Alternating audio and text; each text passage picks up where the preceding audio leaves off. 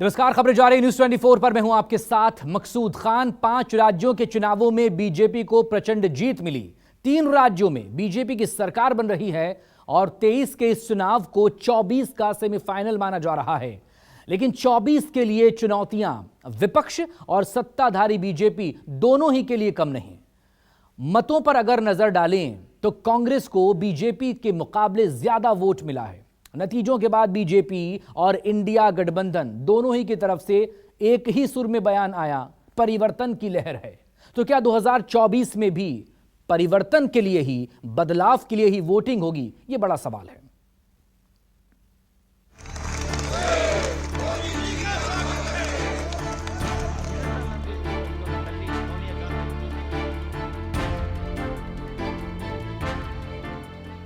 पांच राज्यों का नतीजा क्या 24 में परिवर्तन वाला नतीजा है? 5 राज्यों में से 4 राज्यों में सरकारों का बदलना क्या 2024 में बीजेपी के लिए चेंजिंग वाली चुनौती है?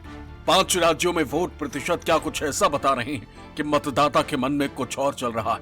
क्योंकि नतीजों के बाद जितनी भी प्रतिक्रियाएं आ रही वो बताती हैं कि जनता परिवर्तन चाहती है। मध्य प्रदेश को छोड़ दें तो बाकी 4 राज्यों में जनता ने परिवर्तन का वोट डाला। राजस्थान में गहलोत की सरकार थी, जनता ने बदल दिया, बीजेपी पर भरोसा जताया। छत्तीसगढ़ में कांग्रेस की बघेल सरकार थी, मतदाता ने बदल दिया, बीजेपी को बहुमत दे दिया। तेलंगाना में केसीआर की सरकार थी, जनता ने सरकार बदलकर कांग्रेस का हाथ थाम लिया। इन तीनों राज्यों में बदलाव की ऐसी बयार बही कि सरकार के मुकाबले विपक्ष में बैठी पार्टी को प्रचंड बहुमत दे दिया। स्पष्ट है कि जनता में आक्रोश है, जनता मुक्ति पाना चाहती है, परिवर्तन चाहती है। राजस्थान की जनता परिवर्तन चाहती है। राजस्थान की जनता ऐसे कुछ अधूरे मन से काम नहीं करती। सबसे ज्यादा चिंता का विषय भारतीय जनता पार्टी के लिए होना चाहिए, क्योंकि अगर प्रदेश स्तर पर ये परिवर्तन का वोट है तो कल जब दिल्ली का चुनाव होगा तो एक बार फिर जनता परिवर्तन के लिए वोट डालेगी। 5 राज्यों के नतीजों ने सिर्फ विपक्ष के लिए ही चुनौती नहीं खड़ी की है, बल्कि सत्ताधारी पार्टी बीजेपी के लिए भी बड़ी चुनौती है। क्योंकि अगर जनता ने परिवर्तन का मूड बनाया है तो परिवर्तन का वोट 2024 में भी पड़ सकता है। 5 राज्यों के नतीजों के बाद बीजेपी के नेता और विपक्ष के लोग सिर्फ एक ही बात कहते नजर आ रहे हैं कि परिवर्तन का मत पड़ा है। अगर यही मानक हम मान लें कि लोग परिवर्तन चाहते थे, जिन प्रदेशों में सरकार बदली है, जो परिणाम इन प्रदेशों से आए हैं, जनता परिवर्तन चाहती है, तो बीजेपी के लिए ये चिंता का विषय होना चाहिए कि जो सरकार में हैं उनसे जनता नाराज है या जनता ने परिवर्तन के लिए वोट दिया है, तो आने वाले समय में भी परिवर्तन का वोट पड़ेगा। तो ये चिंता का सवाल बीजेपी के लिए है। चुनाव परिवर्तन के लिए ही होगा, किंतु परिवर्तन काय का होगा ये निश्चित करना, और भाजपा अपना काम कर रही है, भाजपा परिवर्तन ला रही है। ये परिवर्तन का समय है और परिवर्तन होगा भ्रष्टाचार में, जो अब नहीं होगा। पहले भ्रष्टाचार होता था, अन्याय होता था, अत्याचार होता था, और अब नहीं होगा। 5 राज्यों के नतीजों के बाद बीजेपी के सामने लोकसभा की क्या चुनौती है? 2023 में जिन 5 राज्यों में चुनाव हुए उनमें लोकसभा की 83 सीटें आती हैं। राजस्थान में लोकसभा की 25, मध्य प्रदेश में 29, छत्तीसगढ़ में 11, तेलंगाना में 17 और मिजोरम में 1 सीट है। साल 2019 के लोकसभा चुनाव में बीजेपी को 83 में से 65 सीटों पर जीत मिली थी। इन 65 में से 4 सीटें बीजेपी ने तेलंगाना में जीती थी, यानी बीजेपी के 61 लोकसभा सांसद 3 राज्यों राजस्थान, मध्य प्रदेश और छत्तीसगढ़ से ही आते हैं। अब जब इन राज्यों के चुनाव में जीत के साथ बीजेपी ने सत्ता में वापसी कर ली है तो इन्हें बनाए रखने की सबसे बड़ी चुनौती है। लेकिन अगर इन सीटों पर परिवर्तन का वोट पड़ा तो क्या होगा? क्योंकि समूचा विपक्ष मान रहा है कि बदलाव की बयार है। राजस्थान को फिर भी डाउटफुल मानते थे, और छत्तीसगढ़ और मध्य प्रदेश में तो एक धारणा थी कि कांग्रेस जीत रही है, पर नतीजे जो आए वो बिल्कुल अप्रत्याशित आए हैं। वोट शेयर कम नहीं हुआ, ना राजस्थान में, ना मध्य प्रदेश में, ना छत्तीसगढ़ में। जो पहले वोट शेयर था वो आज भी कायम है कांग्रेस के पास। ये शुभ संकेत है आगे के लिए। मतदाता के मन में इसी बदलाव को महसूस करते हुए विपक्ष ने तैयारी शुरू कर दी है। राजस्थान, मध्य प्रदेश, छत्तीसगढ़, तेलंगाना और मिजोरम के नतीजों को देखते हुए उत्तर प्रदेश में विपक्षी दलों के बीच लोकसभा चुनाव 2024 की तैयारियों को लेकर हलचल तेज हो गई। प्रदेश के सभी प्रमुख विपक्षी दल सत्तारूढ़ भारतीय जनता पार्टी के हिंदुत्व के एजेंडे के विरुद्ध सामाजिक न्याय के मुद्दे और जातिगत जनगणना को हथियार के रूप में देख रहे हैं। सपा और आरएलडी एक्शन में आ गए। चूंकि उत्तर प्रदेश से लोकसभा की सबसे ज्यादा सीटें आती हैं, इसलिए कांग्रेस, सपा और आरएलडी ने ग्राउंड पर उतरकर 2024 के लिए फोकस शुरू कर दिया।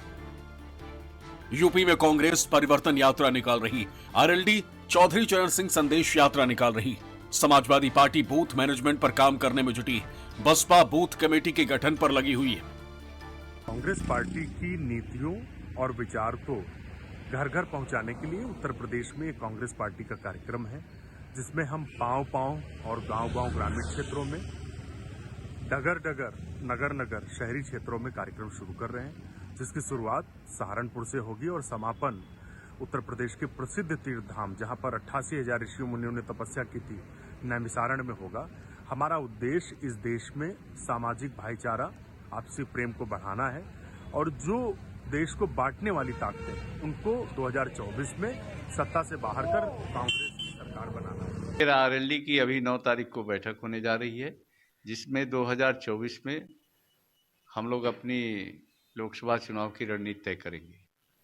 हम 23 दिसंबर से 24 जनवरी 2024 तक कर्पूरी ठाकुर जी की जयंती है और पूरे उत्तर प्रदेश में लोक जागरण अभियान चलाने जा रहे हैं, जिसमें पदयात्रा, गोष्ठी, नुक्कड़ मीटिंग, नुक्कड़ सभाएं, साइकिल यात्रा, पदयात्रा, इन सब का आयोजन कर रहे हैं और जनता को हम देश की हकीकत को बताएंगे, संविधान पर हो रहे हमले की जानकारी देंगे, लोकतांत्रिक मूल्यों और संस्थाओं पर हो रहा कुठाराघात को बारे में हम जन जन को अवगत कराएंगे। समाजवादी पार्टी अपनी बूथ कमेटियां बनवा चुकी है और समाजवादी पार्टी लगातार बूथ कमेटियों की समीक्षा बैठक कर रही है। नौजवानों को बूथ कमेटी में स्थान दिया गया है। वोटर्स को कैसे घर से निकालना है, कैसे वोटर्स के नाम को जुड़वाना है, कैसे पोलिंग वाले दिन जिम्मेदारी निभानी, इन सब पे लगातार चर्चा हो रही है, बैठकें हो रही है। समाजवादी पार्टी 2024 का चुनाव अपने कार्यकर्ताओं के दम पे जरूर जीतेगी।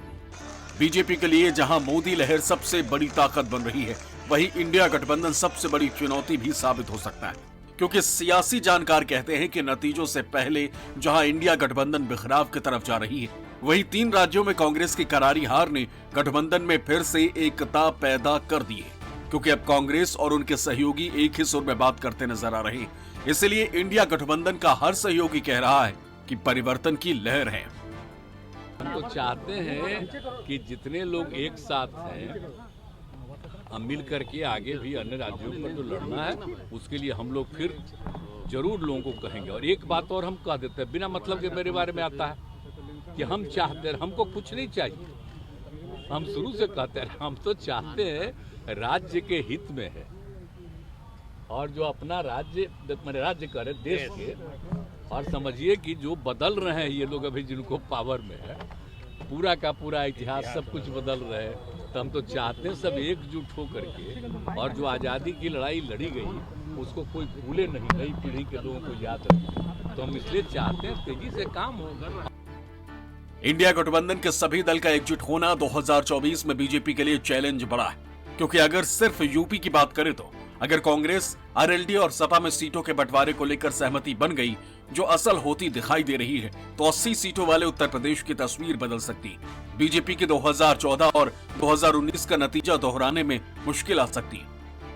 उधर इन 5 राज्यों में वोट प्रतिशत भी कुछ ऐसा ही संदेश दे रहे कि परिवर्तन के लिए मतदान हुआ तो तस्वीर अलग होगी।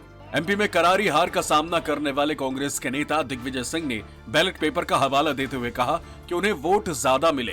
हालांकि उनका निशाना ईवीएम पर था, लेकिन उन्हें इसे परिवर्तन की बात से जोड़ दिया। घोषणा करती थी कितना वोट मिलेगा कांग्रेस को, कितना वोट मिलेगा बीजेपी को। ठीक है, इन्होंने क्या घोषणा की थी कि कुल वोट पड़ेगा 1,78,364, उतना ही पड़े। तेज बहादुर सिंह चौहान को मिलेंगे कितने वोट? 93,552।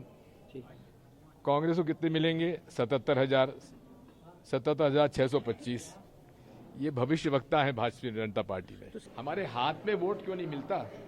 जो वीवीपैट स्लिप गिरती है डब्बे में, हमारे हाथ में दे दे तो हम मूल बात यह है कि जिस मशीन में चिप लगी है वो हैक होने की संभावना उसमें रहती है। 2024 में बीजेपी की चुनौती दक्षिण को लेकर भी।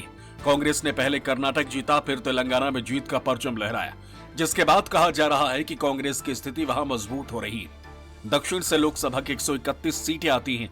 अगर इंडिया गठबंधन दक्षिण में मजबूत हुआ तो 2024 की रेस सभी के लिए चुनौतीपूर्ण होगी। मानस श्रीवास्तव की रिपोर्ट, न्यूज़ 24।